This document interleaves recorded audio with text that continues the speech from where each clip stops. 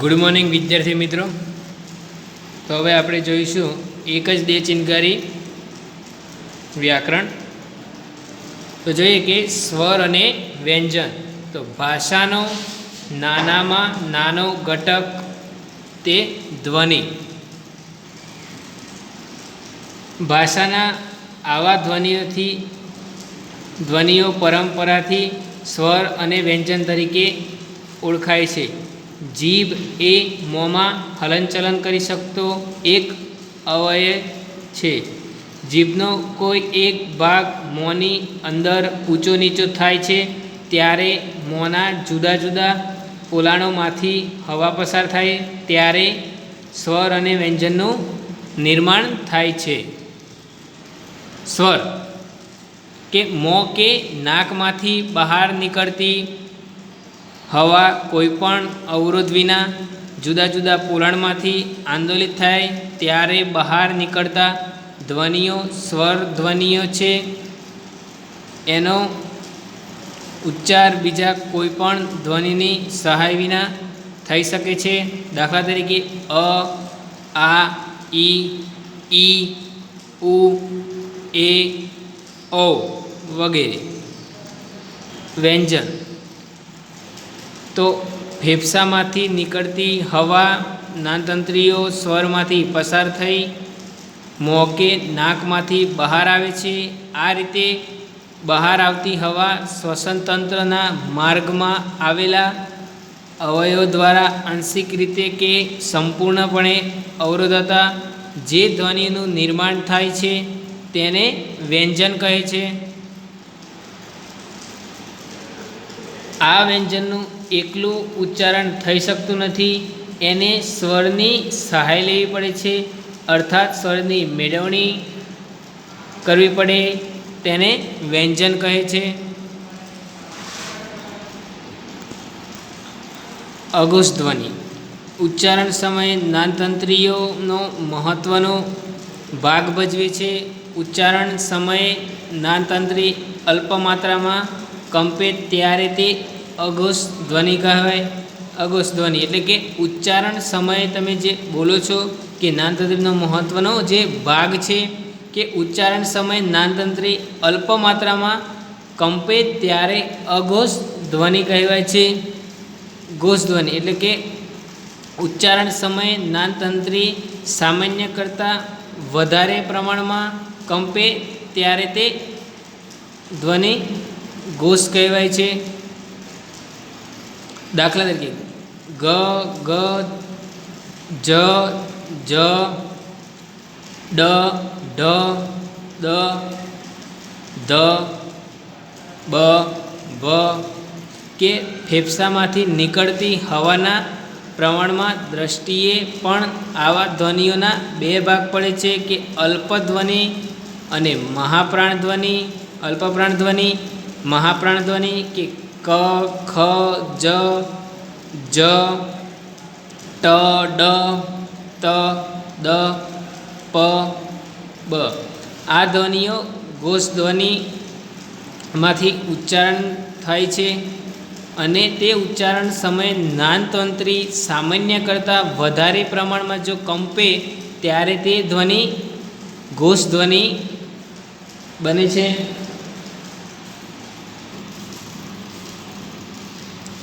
તો જોઈએ કે ભાષાનો નાનામાં નાનો ઘટક એકમ તે ધ્વનિ છે અને ભાષાના આવા ધ્વનિઓને આપણે પરંપરાથી સ્વર અને વ્યંજન તરીકે ઓળખાવીએ છીએ કે ફેફસામાંથી નીકળતી હવા શ્વસન નળી દ્વારા આવે ત્યારે સ્વરપેટી જ્ઞાનતંત્રીઓમાં આવે ત્યારે અવરોધાય છે ને પછી મુખપથ કે નાસિકાપથ દ્વારા બહાર આવે છે ત્યારે ધ્વનિ રૂપે સંભળાય છે।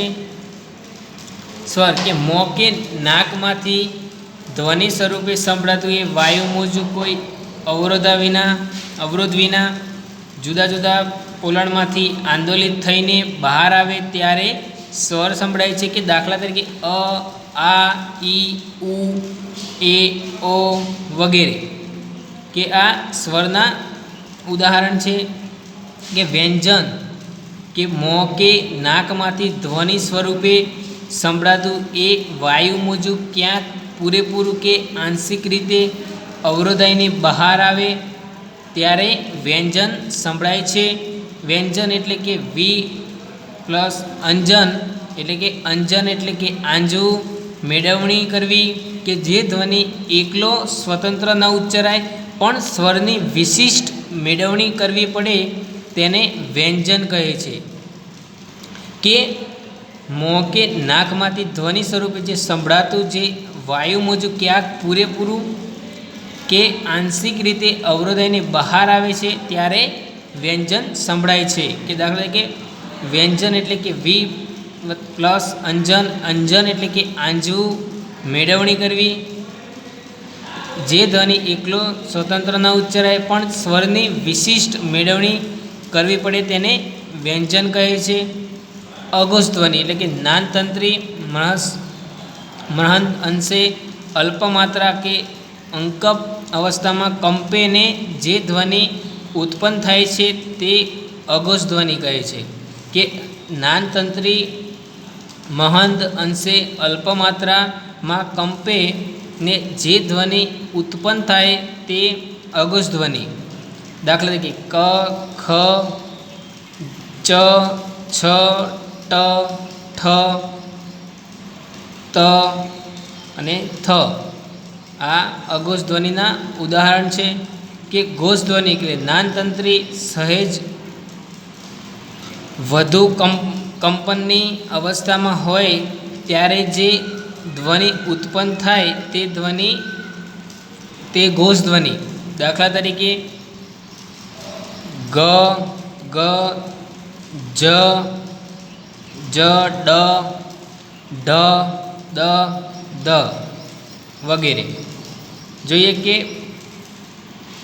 વ્યંજનનું વિભાગીકરણ જોઈએ કે કંઠ્ય, તાલવ્ય, મૂર્ધન્ય, દંત્ય અને ઓષ્ઠવ. કે અઘોષ અને ઘોષ. પછી જે બતાવ્યું છે કે અલ્પપ્રાણ અને મહાપ્રાણ કે જે કંઠમાંથી નીકળે છે તે કે ક, ખ અને તાલવ્ય એટલે કે ચ અને જ, મૂર્ધન્ય એટલે કે મોંમાંથી જે શબ્દ નીકળે છે તે કે ટ, ડ, દંત્ય એટલે કે ત, દ અને ઓષ્ઠવ પ, બ અને જે રીતે જો કે મહાપ્રાણમાં જે નીકળે છે ખ, ગ, છ, મહાપ્રાણમાં તાલવ્યમાં નીકળે છ, જ, મૂર્ધન્ય ટ, ઠ અને દંત્ય થ, ધ, ઓષ્ઠવ ફ અને બ. કે જો એક અક્ષર એટલે કે અનુનાસિક ધ્વનિ, અનુનાસિક ધ્વનિ એટલે કે ઉચ્ચારણ વખતે હવાનું મોજું નાકમાંથી કે મોંમાંથી પસાર થઈ બહાર આવે ત્યારે તે ધ્વનિનું નિર્માણ થાય છે અને એને અનુનાસિક ધ્વનિ તરીકે ઓળખવામાં આવે છે. કે દાખલા તરીકે ડ, ગ, અણ, ન અને મ અનુનાસિક ધ્વનિઓ છે. આ અક્ષર એટલે કે સામાન્યપણે આપણે વર્ણ અને અક્ષર બંનેનો જ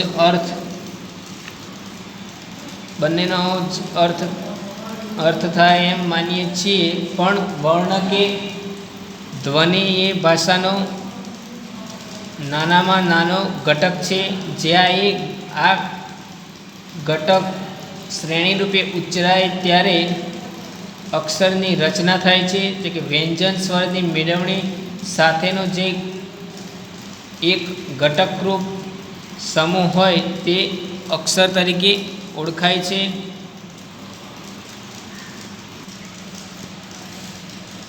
ઘોષ અને અઘોષ એટલે કે સંજ્ઞાઓ છે જે ધ્વનિના ઉચ્ચારણ વખતે નાનતંત્રીની વિશિષ્ટ સ્થિતિ દર્શાવે છે. અલ્પપ્રાણ, મહાપ્રાણ સંજ્ઞાઓ છે જે ધ્વનિના ઉચ્ચારણ વખતે અવરોધ થતા કે અવરોધ દૂર થતા આવતા હવાના ધક્કાના જથ્થાને દર્શાવે છે. કે દાખલા તરીકે ક, ખ એ અઘોષ ધ્વનિ છે. કે અંકપ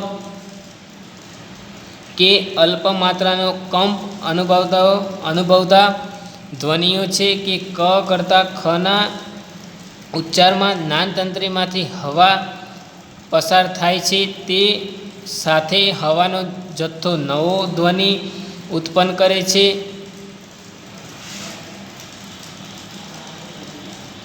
તે જુઓ કે આ મહાપ્રાણ ધ્વનિ છે. અનુનાસિક ધ્વનિ કે મોં એટલે કે મુખનો માર્ગ અવરોધને કારણે બંધ થઈ જતાં હવાનું મોજું નાક એટલે કે નાસિકા દ્વારા પસાર થાય ત્યારે અનુનાસિક ધ્વનિ સંભળાય છે કે ક ખ ગ ગ ડ ચ છ જ જ ટ ઠ ડ ઢ અણ ત થ દ ધ ન પ ફ બ ભ મ, જેમાં કે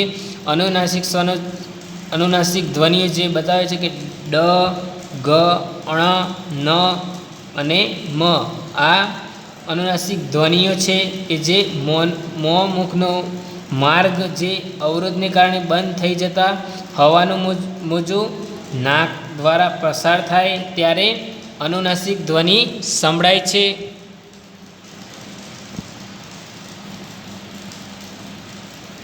અક્ષર એટલે કે મોટે ભાગે આપણે ધ્વનિને જ અક્ષર કહીએ છીએ, પણ ભાષાના વિદ્યાર્થી તરીકે એનો ભેદ સમજી લેવો જરૂરી છે કે વર્ણમાં સ્વર અને વ્યંજનનો સમાવેશ થાય છે કે અક્ષરમાં માત્ર સ્વરની જ તીવ્રતા હોય છે. કે દાખલા તરીકે પ્રાંત શબ્દ જો કે પ પ્લસ ર પ્લસ આ પ્લસ ન પ્લસ ત પ્લસ અ એટલે કે પ્રાંત પ ર આ ત અ કે આ શબ્દમાં 6 વર્ણ છે કે જેમાં સ્વર વ્યંજનનો સમાવેશ થાય છે, પણ અક્ષર શ્રુતિ 2 છે કે જેમાં સ્વરનો સમાવેશ થાય છે. કે જોઈએ કે સામાન્યપણે આપણે વર્ણ અને અક્ષર બંનેનો એક જ અર્થ થાય છે કે એમ માનીએ છીએ, પણ વર્ણ કે ધ્વનિ એ ભાષાનો નાનામાં નાનો ઘટક છે કે જ્યાં એક ઘટક શ્રેણી રૂપે ઉચ્ચારાય ત્યારે અક્ષરની રચના થાય છે કે વ્યંજનની મેળવણી સાથેનો જે એક ઘટકરૂપ સમૂહ હોય તે અક્ષર તરીકે ઓળખાય છે. એમ કહી શકાય કે ફેફસામાંથી આવતી હવા એક ધક્કા સાથે જે ધ્વનિ એકી સાથે ઉચ્ચારાય તે અક્ષર કે અહીં ક કા અને બા આ ત્રણેયને અક્ષર કહેવાય અને ક અ આ બ વર્ણો કે ધ્વનિઓ કહેવાય છે. અનુનાસિક ધ્વનિમાં જો કે જો મોંનો મુખનો માર્ગ અવરોધને કારણે બંધ થઈ જતાં હવાનું મોજું નાક દ્વારા પસાર થાય ત્યારે અનુનાસિક ધ્વનિ સંભળાય. કે ઉચ્ચારણ વખતે હવાનું મોજું નાકમાંથી કે મોંમાંથી પસાર થઈ બહાર આવે ત્યારે જે ધ્વનિનું નિર્માણ થાય એને અનુનાસિક ધ્વનિઓ તરીકે ઓળખવામાં આવે છે. કે દાખલા તરીકે ડ ગ અણ ન અને મ અનુનાસિક ધ્વનિઓ છે. કે જોઈએ કે સ્વર અને વ્યંજન કે ભાષામાં નાનામાં નાનો ઘટક તે ધ્વનિ છે. ભાષાના આવા ધ્વનિઓ પરંપરાથી સ્વર અને વ્યંજન તરીકે ઓળખાવીએ છીએ કે ફેફસામાંથી નીકળતી હવા શ્વાસન દ્વારા આવે ત્યારે સ્વરપેટી જ્ઞાનતંત્રીઓના સ્વરૂપે સંભળાય છે. કે સ્વર કે મોં કે નાકમાંથી સ્વરૂપે સંભળાતું એક વાયુ મોજું કોઈ અવરોધ વિના જુદા જુદા પોલાણોમાંથી આંદોલિત થઈને બહાર આવે ત્યારે સ્વર સંભળાય છે. કે દાખલા તરીકે અ આ ઈ ઉ એ ઓ વગેરે. કે વ્યંજન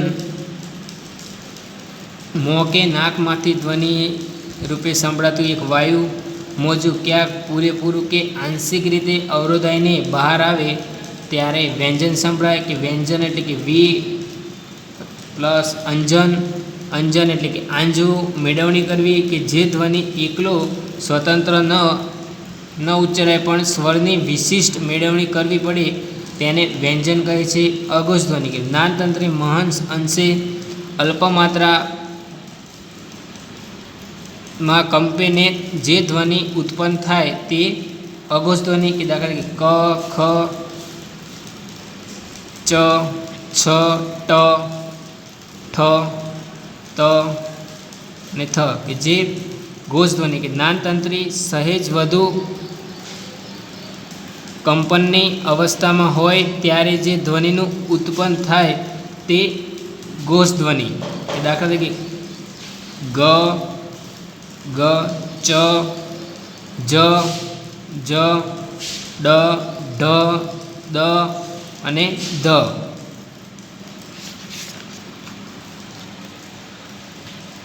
ઘોષ અને અઘોષ સંજ્ઞાઓ છે જે ધ્વનિના ઉચ્ચારણ વખતે જ્ઞાનતંત્રની વિશિષ્ટ સ્થિતિ દર્શાવે છે કે અલ્પપ્રાણ મહાપ્રાણ સંજ્ઞાઓ છે જે ધ્વનિના ઉચ્ચારણ વખતે અવરોધ થતાં કે અવરોધ દૂર થતાં આવતા હવાના ધક્કાના જથ્થાને દર્શાવે છે કે દાખલા તરીકે ક, ખ અઘોષ છે. અંકપ કે અલ્પ માત્રાનો કંપ અનુભવતા ધ્વનિઓ છે કે ક કરતાં ખના ઉચ્ચારમાં જ્ઞાનતંત્રીમાંથી હવા પ્રસાર થાય છે. તે સાથે હવાનો જથ્થો નવો ધ્વનિ ઉત્પન્ન કરે છે કે તે જુઓ કે આ મહાપ્રાણ ધ્વનિઓ છે કે અનુનાસિક ધ્વનિ મુખનો માર્ગ અવરોધને કારણે બંધ થઈ જતાં હવાનું મોજું નાક દ્વારા પ્રસાર થાય ત્યારે અનુનાસિક ધ્વનિ સંભળાય. ડ, ગ, અણ, ન અને મ આ અનુનાસિક ધ્વનિઓ છે. અક્ષર મોટે ભાગે આપણે વર્ણને જ અક્ષર કહીએ છીએ પણ ભાષાના વિદ્યાર્થીઓ તરીકે એનો ભેદ સમજી લેવો જરૂરી છે કે વર્ણમાં સ્વર અને વ્યંજનનો સમાવેશ થાય છે. અક્ષર માત્રામાં સ્વરની તીવ્રતા જ છે.